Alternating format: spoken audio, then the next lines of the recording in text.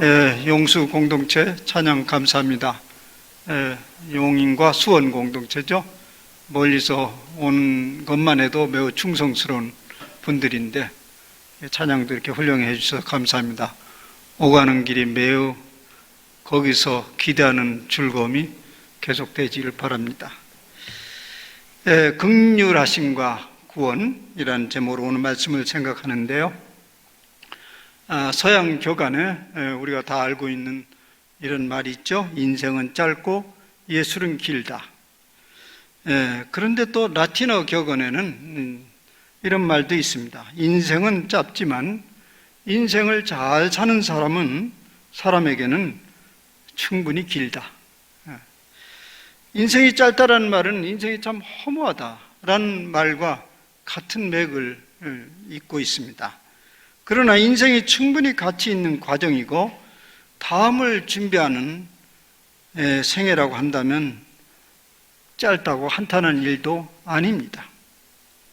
중요한 것은 인생을 어떻게 잘 사느냐의 문제입니다. 누가 잘 사느냐는 그 인생을 바라보는 세계관과 가치관과 관계가 있습니다. 이 세계관과 가치관, 이것을 우리는 한마디로 인생관이라고 말할 수 있습니다. 누구나 나름대로의 인생관을 가지고 살아갑니다. 근데 그 다양한 인생관들 중에서 가장 바람직한 인생관을 찾는 것이 우리의 관심입니다. 우리는 신앙인의 관점에서 그걸 찾아야 되죠. 우리의 인생관을 잘 찾으면 사실 우리 인생이 그렇게 짧지 않다는 얘기죠. 꽉 찬 삶을 살 수 있는데 신앙인의 입장에서 그 인생관이 무엇이겠는가? 그 인생관을 다른 말로 얘기하냐면 이 세계를 보는 관점입니다. 이 역사를 보는 관점인데 그것은 다름 아닌 하나님의 시선을 우리가 전해받는 것입니다. 하나님이 이 세상을 만드셨습니다. 다스리시고 또 계속 관여하고 계십니다. 근데 그 하나님이 이 창조 세계와 우리 인간들을 바라보는 그 관점이 뭐냐 이거죠. 그것을 우리가 전해받으면 우리 인생은 충분히 가치 있게 또 짧지 않는 삶을 살아갈 수 있다는 얘기입니다. 근데 그것이 바로 다름 아닌 구원입니다.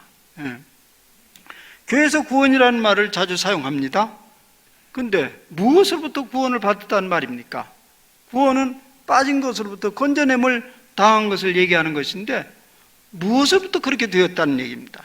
일반적으로 세 가지 권세로부터의 자유함을 말하고 있습니다.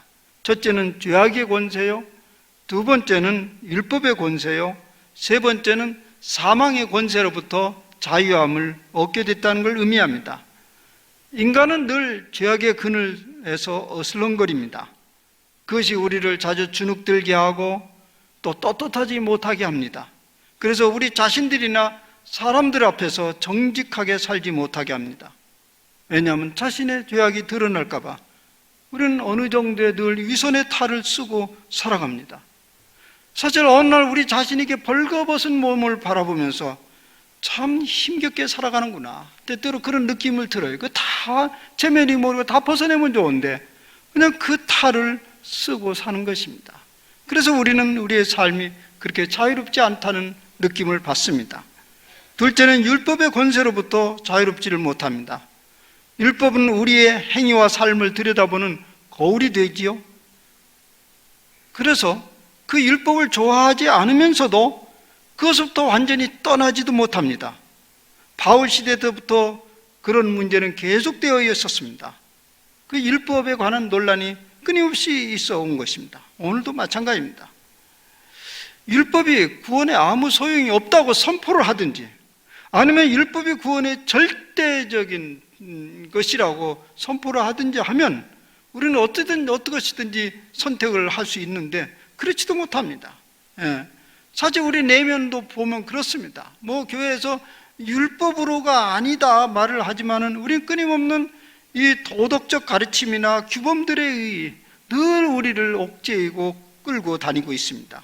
그래서 그런 가르침들이 우리를 자유롭게 하지는 못합니다. 이 두 가지의 부자유함이 곧바로 세 번째 부자유함으로 연결이 됩니다. 죽음의 권세로부터 우리를 자유롭게 하지를 못합니다. 죽음 후에는 분명히 어떤 정산이 있을 것이라는 생각이 우리를 지배하고 있습니다. 그것은 본능적입니다.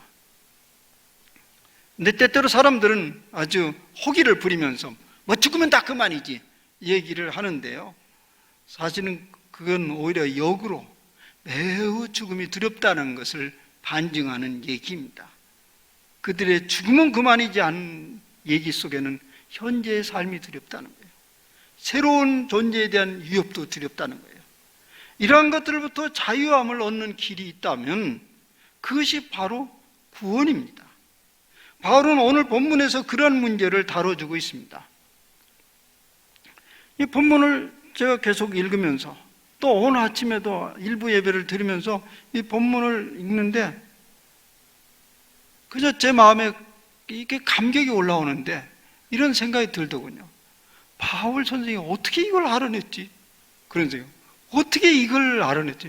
엄청난 비밀을 알아낸 것입니다. 참 놀라운 일입니다. 얘기는 이렇습니다. 이제 유대인들이 가진 율법에 관한 문제로부터 다루기 시작합니다. 유대인들은 스스로 율법을 전해받은 사람이라고 해서 말하자면 선택받은 민족으로 하면서 매우 자랑스러워하며 자만심을 가지고 있었습니다. 근데 그 자만심의 근거는 무엇이냐면 하나님 앞에서 우리가 의롭게 사는 그 비법을 전수받았다는 얘기입니다. 만약 그것이 사실이라면 자랑할 만하죠. 자만할 만한 일입니다. 아무도 모르는 그 비법을 전수받았으니 얼마나 자랑스러울 일이겠습니까? 율법이 모든 죄악과 죽음의 권세로부터 완전히 자유함을 얻을 수 있는 길이 된다면 또 그것이 실제적으로 유효하다면 얼마나 큰 축복입니까? 그런데요, 유대인이요 율법의 권위자인 바울의 관찰과 평가에 의하면 그 율법이 그들에게 자유는커녕 큰 걸림돌이 되고 있다는 것을 발견했습니다. 오히려 유대인들로 인하여서 모든 인간이 그 율법을 만지시킬 수 없다는 결론에 이르게 됩니다. 그 유대인들이 하나의 샘플입니다. 유대인들이 선택받았다, 그래서 그들에게 율법의 백성이 됐다, 이런 얘기를 이제 그들도 믿고 있고 또 전승처럼 내려오는데, 제가 오늘 바울의 관점에서 보니까요, 유대인들을 하나님이 샘플로 그냥 하나 취한 거예요. 그리고 한번 율법을 한번 해보자 던져줬는데 혹시나 했더니 역시나 안 돼요. 결국 모든 사람들이 다 그런 류의 인간이라는 것을 보여준 것입니다. 그 율법은 인간이 얼마나 어리석고 무능한 존재를 드러냈습니다. 그렇게 바울은 인간의 어리석음과 무능함을 계속해서 일깨우고 있습니다. 그러면서 오늘 유대인들을 봐라. 그들이 자랑스럽게 여기는 율법이 오히려 하나님을 정면으로 불순종하는 자로 만들었다. 그래서 율법을 가진 유대인이나 율법이 없는 이방인이나 피차 모두 다 피차 1번으로 하나님 앞에 불순종하는 사람이 되었다는 것입니다. 그런데 그 불순종은 성경에서 곳곳에 얘기한 대로 하나님 앞에 불순종이면 멸망입니다. 그러면 살 길은 무엇인가? 이것이 바울이 던진 질문이에요. 율법을 가진 사람도 율법을 안 가진 사람도 하나님 앞에 불순종하는 자들이요, 그러면 다 멸망인데 그러면 우리의 살 길은 뭐냐? 이것이 바울이 직면한 심각한 고민이었습니다. 마침내 그걸 발견해냈습니다. 오늘 본문에서 그것을 반복적으로 말해주고 있습니다. 하나님께 긍휼하심을 얻는 길밖에 다른 길이 없다는 것입니다. 그것을 강조합니다. 오늘 30절에 보면 이런 말씀이 있습니다. 너희가 전에는 하나님께 순종하지 아니하더니 이스라엘이 순종하지 아니하므로 이제 긍휼을 입었느니라. 이 얘기는 뭐냐면 너희가, 앞에 너희가는 율법이 없는 이방 백성들을 말합니다. 그러니까 그들이 율법이 없으니 당연히 하나님께 순종할 수 없었겠죠. 순종하는 법을 모르니까요. 그런데 또 율법을 알고도 순종하지 않은 이스라엘이 또 있잖아요. 그런데 이런 사람들 때문에 율법을 알고도 순종하지 않는 이런 사람들 때문에 이방인 너희들이 긍휼을 얻게 되었다는 말입니다. 그런 논리예요. 이 말은 율법을 알고 있는 유대인도 하나님께 순종하지 아니하였거든 율법이 없는 너희 백성들의 하물며 말해서 뭘 하겠는가. 그러니 너희들은 말할 것 없이 하나님 긍휼 외에는 살아갈 길이 없다, 이런 얘기입니다. 그리고 31절은 계속 이렇게 얘기합니다. 31절에서는 이제 매우 묘한 논리를 바울 선생님이 펼치고 있습니다. 이와 같이 사람들이 순종하지 아니하니 이는 너희에게 베푸시는 긍휼로 이제 그들도 긍휼을 얻게 하려 함이라. 여기 계속 두 종류의 사람이 나옵니다. 이제 사람들이 순종하지 아니하니, 이 말씀은 이제 유대인들의 불순종 때문에 이방인들이 먼저 하나님의 긍휼을 덧입게 되었다는 얘기입니다. 그리고 그 다음에 그 뒤를 따라서 유대인들도 긍휼을 입게 될 것이다. 이방인들이 어차피 하나님의 긍휼하심으로 구원을 입었지 않습니까? 그러면 유대인들이라고 그 긍휼하심으로부터 배제될 이유가 없다는 얘기입니다. 이것을 보면요, 바울이 자기 민족, 자기 동족에서 굉장한 집착을 가지고 있습니다. 결국은 순서의 차이인데 돌아올 거라는 거예요. 그러면서 이제 또 펼쳐갑니다. 32절에 보면 그래서 어떻단 말이냐, 이런 논리가 도대체 뭘 어떻게 하자는 말이냐. 하나님이 모든 사람을 순종하지 아니하는 가운데 가두어 두심은 모든 사람에게 긍휼을 베풀려 하심이라. 이것 또한 이해하기가 어려운 말씀입니다. 하나님이 모든 사람을 순종하지 아니하는 가운데 가두어 두심은 모든 사람에게 긍휼을 베풀려 함이라. 이 얘기는 뭐냐면 하나님께서 진작 알았다는 거예요. 인간이 하나님께 순종할 수 없음을 진작 알았다는 거예요. 근데 왜 순종을 하고 율법을 주냐 말이에요. 너희들이 그것을 알아차리라는 얘기예요. 우리는 할 수 없다는 걸 진작 깨우치고, 그리고 그 다음에 나는 너희들에게 긍휼을 베풀 거다는 얘기입니다. 사실 긍휼은 받을 만한 자에게 긍휼이 되는 거죠. 준비가 안 된 자에게 긍휼은 약자의 변명입니다.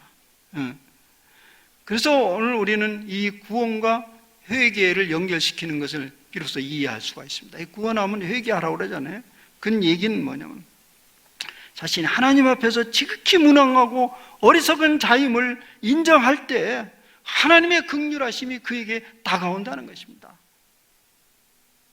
그냥 입술에 입발림의 얘기가 아니고 진심으로 우리는 무능한 자다, 악하지만 정말 나쁜 사람은 뭐냐면 악하면 유능하든지 그러면 또 그걸 봐줘요.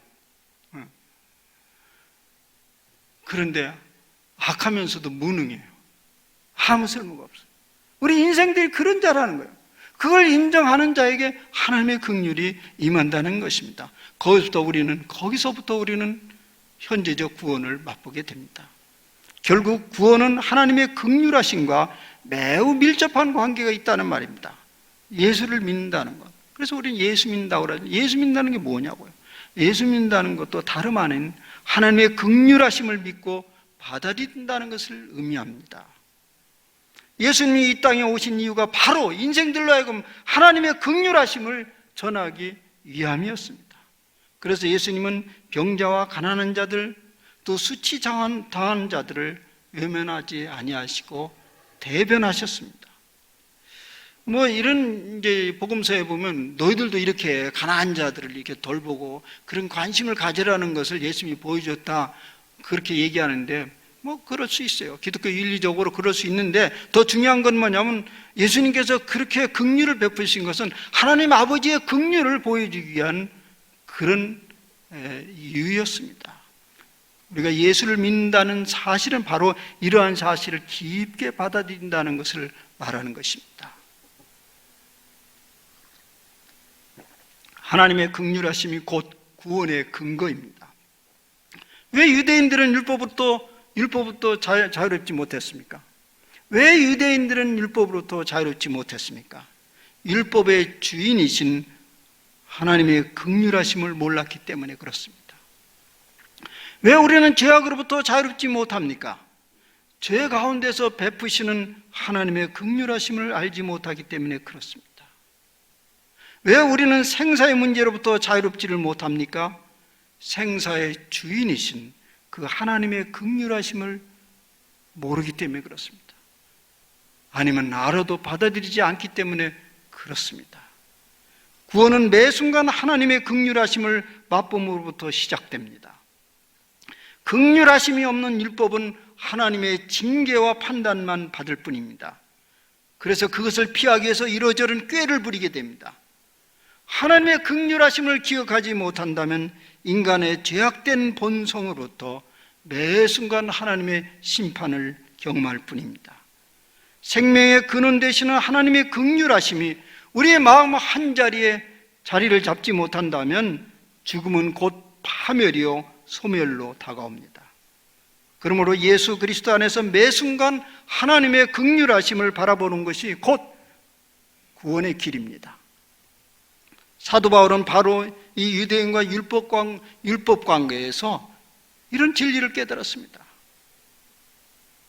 참 놀라운 일입니다. 오늘 우리는 그것을 전해받고 있습니다. 얼마나 행운입니까? 자꾸 내가 거듭거듭 얘기하지만 어떻게 이것을 알아냈을까? 그런 얘기입니다. 어떻게 알아냈을까?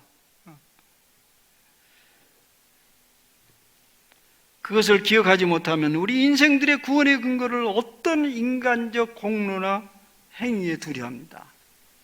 많은 종교들이 구원의 문제를 다루잖아요. 아니, 안 믿는 사람 다 구원에 관심이 있습니다.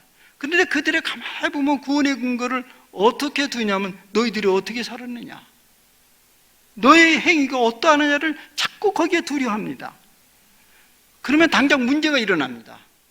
실제 현재적으로 일어나는 문제인데요, 이런 논쟁이 일어납니다. 우리 중에 누가 구원을 받은 사람이냐, 모두 받았냐 아니면 일부만 받았냐, 예수를 이렇게 믿어야 받냐 저렇게 믿어야 받느냐 등등 논란이 많습니다. 이런 치열한 논쟁이 있음에도 불구하고 오늘까지 모든 사람들이 동의하는 결론은 이루지 못했습니다. 늘 동일한 선상에서 동일한 논쟁만 반복할 뿐입니다. 그동안 기독교 역사에서는 그러한 일들이 반복적으로 일어났습니다. 그로 인해서 교회가 4분 5열 나누어졌습니다. 그리스도를 한 구주로 섬기면서도 반목 질시하면서 전쟁을 벌이고 죽이고 죽는 일들이 비일비재 일어났습니다. 그런 논란이 무슨 소용이 있다는 말입니까? 우리가 기억해야 할 한 가지는 구원은 전적인 하나님의 긍휼하심에 달려있다. 긍휼하심의 선물이라는 사실을 기억해야 됩니다. 그러니 구원의 문제에 대해서 인간이 왈가왈부할 일이 못 됩니다. 그것은 이해할 수 없는 하나님의 신비요 섭리일 뿐입니다. 바울 선생님이 그것을 깨달았어요. 그래서 오늘 말씀의 결론을 찬탄으로 맺습니다. 오 깊도다. 하나님의 지혜와 지식의 풍성함이요 그의 판단은 헤아리지 못할 것이며 그의 길은 찾지 못할 것이로다. 누가 주의 마음을 알았느냐? 누가 그의 모사가 되었느냐? 이는 만물이 주에게서 나오고 주로 말미암고 주에게로 돌아감이라. 그에게 영광이 세세히 있을지어다. 사도 바울이 로마의 그리스도인들에게 알리고자 하는 메시지는 아주 분명합니다. 당신들이 구원 얻은 것은 도저히 이것으로 저것으로 설명할 수 없는 신묘막측한 하나님의 지혜와 지식일 뿐 다른 설명으로는 가능하지 않다는 얘기입니다. 당시에 로마에는 두 종류의 그리스도인들이 있었습니다. 이미 BC 50년 전에 로마의 이스라엘의 침공으로 인해서 이스라엘 백성들이 많은 곳으로 흩어졌습니다. 그러니까 로마에도 이제 디아스포라 유대인들이 있었죠. 이제 그들이 예수를 믿게 됐습니다. 이 로마 그리스도인들은 사도 바울이 전한 복음을 전한 것은 아닙니다. 어떻게 그들이 예수를 믿게 됐는지 여러 가지 추정을 하는데 어쩌면 이제 사도행전 2장에 보면 오순절 이제 다락방의 사건 때 그때 전해받은 일 같다. 그때 이제 여러 나라에서 왔잖아요. 오순절을 지키기 위해서. 그래서 이제 거기에 그리스도인이 생겼다 이렇게 얘기합니다. 그리고 그래서 그런 사람들이 이제 유대인 그리스도인이에요. 그리고 또 그 사이에 비유대계의 그리스도인들이 생겨났습니다. 근데 이 둘이 하나의 기독교 공동체가 되면서 안에서 여러 가지 분란이 일어나기 시작했습니다. 똑같은 문제예요. 율법이 유효하냐 무효하냐, 예수님을 따라도 율법이 같이 동일하게 적용을 해야 되냐 아니냐, 여러 가지 분란이 일어나요. 오늘 로마서 뒤에 보면 그런 얘기들이 지금 이제 연결이 돼 나와요. 이런 논쟁에 대해서 바울은 한마디로 그 논쟁을 잠재우고 싶었던 거예요. 그게 뭐냐면 그런 논쟁이 필요치 않다. 더 중요한 것은 우리가 하나님의 긍휼하심을 알고 있고 믿고 있고 감동하느냐, 그것입니다. 그렇다면 그것이 바로 구원의 확신이라고 말할 수 있습니다. 이런 과정에서 믿음이 생성이 되고 매일의 삶에서 구원의 삶을 누리게 됩니다. 이러한 사람들을 향하여 바울은 이제 공고를 합니다. 말하자면 여러분들 알았지요? 이 얘기입니다. 알았죠? 이 구원의 신비에 대해서 알았죠? 그러니 내가 한마디 더 공고하겠습니다. 들어보세요. 그러면서 12장으로 넘어갑니다. 12장 1절에 그러므로 이렇게 나옵니다. 이 그러므로 말하는 것은 앞에 그 얘기들을 전제하는 거죠. 예. 이걸 그러므로, 그러니까 이 얘기를 전제한다면 여러분들 충분히 내 공고를 받아들일 수 있다는 말입니다. 그래서 이 그러므로가 뭡니까? 그러므로는 하나님의 긍휼하심의 근거를 둔 구원의 신비를 말합니다. 여러분들이 이 엄청난 긍휼하심을 생각한다면, 그러므로 이걸 생각한다면 당신들은 얼마든지 나의 공고를 받아들일 수 있다, 이 얘기입니다. 그러면서 그때 인간이 해야 될 얘기를 얘기합니다. 그 공고의 일부를 오늘 소개하는 것입니다. 그 공고는 이렇게 시작됩니다. 하나님이 모든 자비하심으로 너희를 권하노니 너희 몸을 하나님이 기뻐하시는 거룩한 산제물로 드리라. 여기에 모든 자비하심으로 내가 공고하노니, 이 얘기가 뭡니까? 이것은 앞에 얘기를 다시 반복하는 거예요. 하나님의 무한하신 긍휼하심으로 내가 말하노니, 이 얘기예요. 예. 그렇게 말하노니 당신들이 좀 산제물이더라, 몸의 산제물이 되어서 예배를 드리라, 이런 얘기를 하는 것입니다.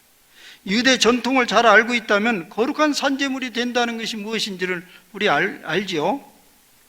아무런 소나 염소나 잡아서 여호와 하나님께 드릴 수 있는 것이 아닙니다. 그게 제물이 되질 않습니다. 흠과 점이 없는 동물을 취해서 골라서 하나님께 드려야 그게 산제물이 되지 않습니까?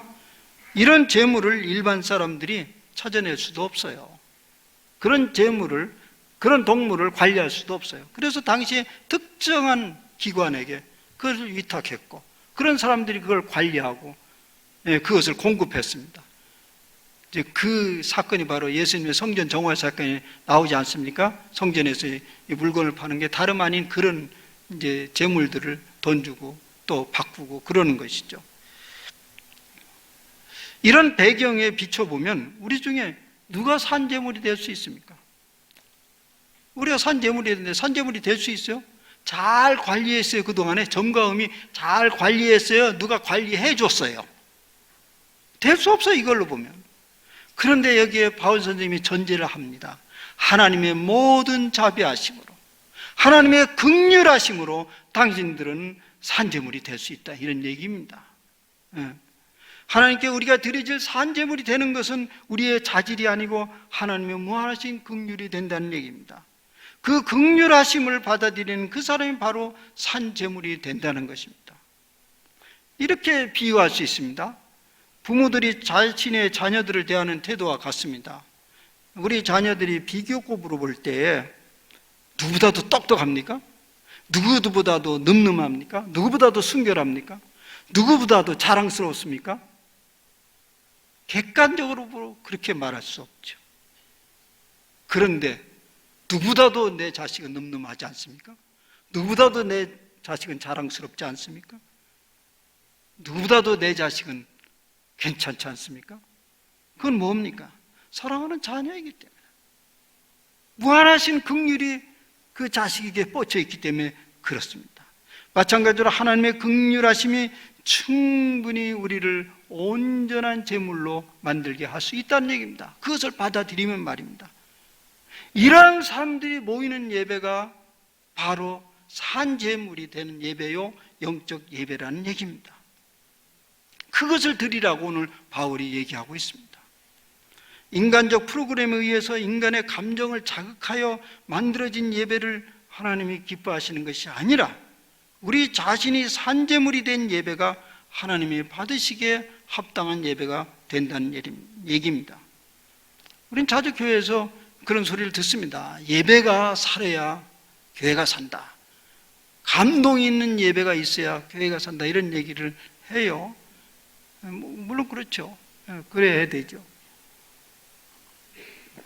그런데 그 예배를 가만히 들여다보면 감정의 카타르시스가 넘치는 예배, 감정이 꿈틀거리고 눈물을 쏟아내는 그런 예배를 영적 예배라고 생각하는 버릇이 있더군요.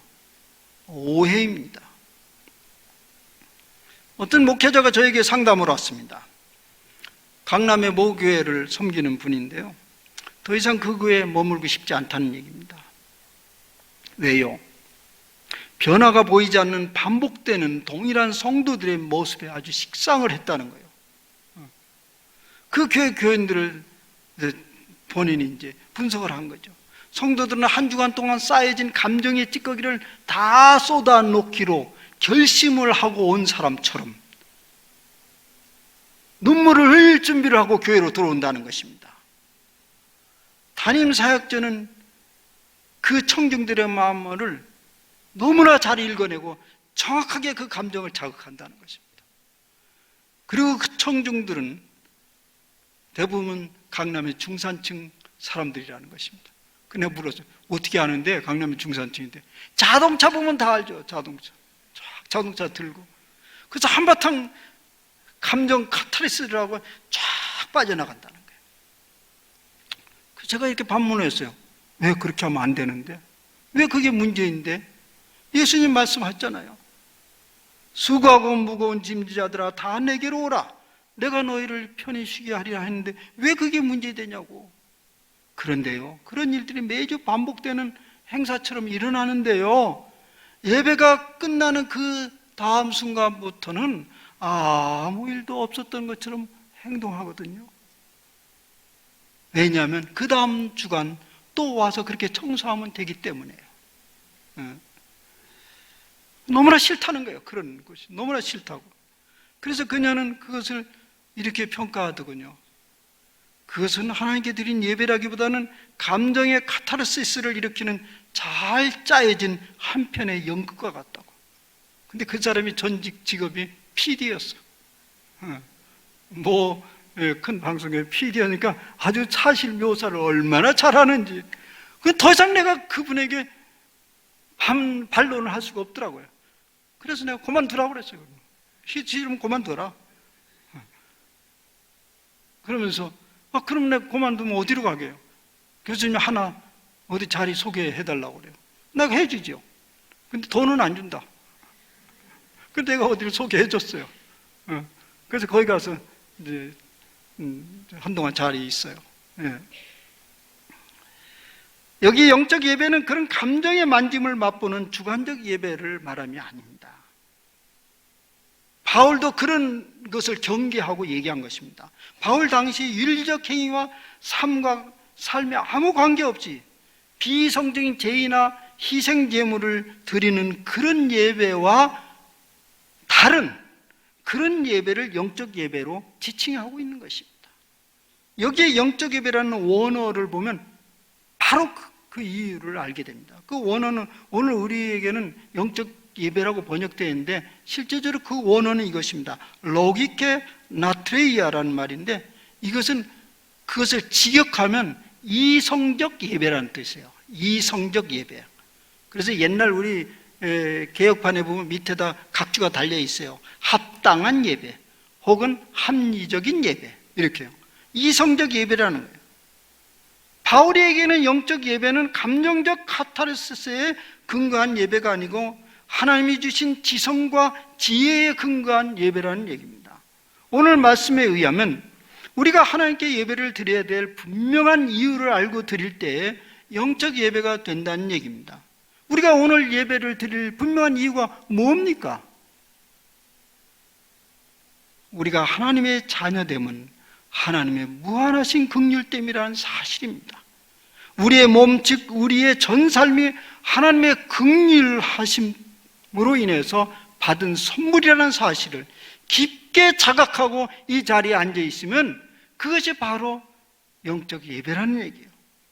그리고 그뿐만 아니라 우리의 전 삶이 예배로 드려지는 것. 왜냐하면 우리 자신이 가지고 있는, 여기는 몸이라고 되어 있잖아요.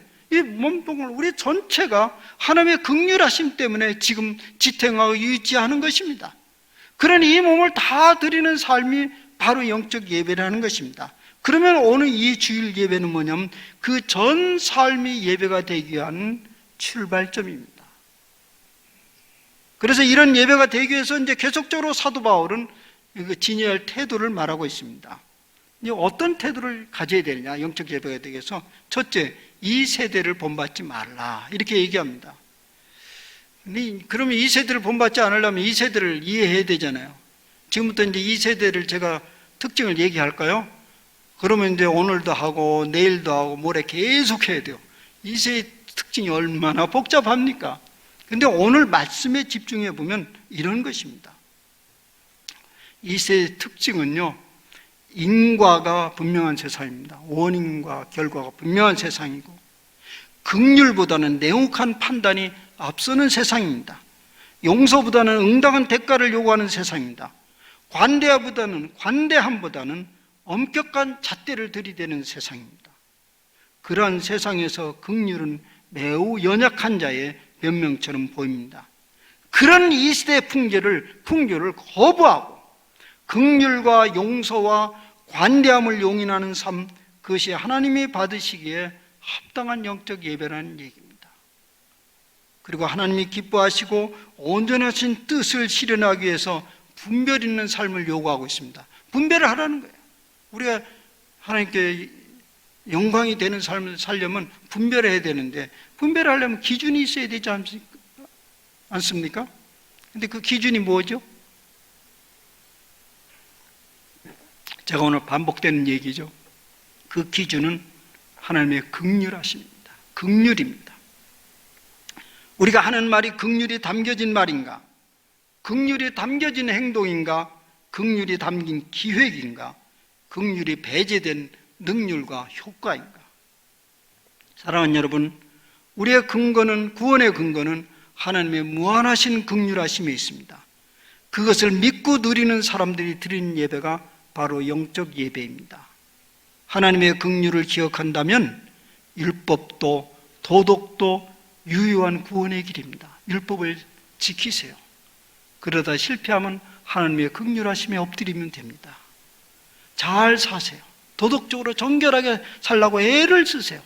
그러다가 실패하면 하나님의 긍휼하심에 엎드리면 됩니다. 여러분, 삶이 살기도 힘들지만 죽기도 힘듭니다. 두렵습니다. 그러면 하나님의 긍휼하심에 엎드리시기를 바랍니다. 그럼 거기에 바로 구원이 터집니다. 하나님의 긍휼하심을 생각한다면 우리의 죽음도, 우리의 죽음의 그림자도 감사한 일입니다.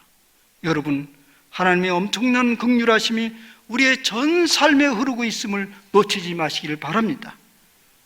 어떠한 상황 속에서도 하나님의 구원이 우리 가운데 계속 이루어지기 있음을 체험하는 그런 삶을 살아내시기를 바랍니다. 기도합시다.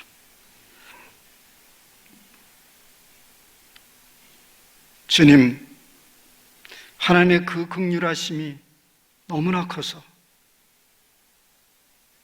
자주 우리는 받아들이기를 거부합니다. 가당치도 않는 조그만 행위에, 조그만 업적에, 조그만 자질을 그래서 드러내곤 합니다. 주님, 오늘 바울의 엄청난 깨우침은 모든 논란을 다 잠재웁니다. 하나님의 엄청난 긍휼하심이 율법을 가진 자나 가지지 않는 자나 모두 다 구원의 길로 이끌게 하였습니다. 우리가 바로 그러한 장본인들입니다. 이 사실을 깊게 자각하면서 범사의 하나님의 긍휼을 우리가 기억하며 그것을 실천하며 드러내는 그런 삶을 살도록 인도하여 주옵소서. 우리 주 예수 그리스도의 이름으로 기도하옵나이다. 아멘.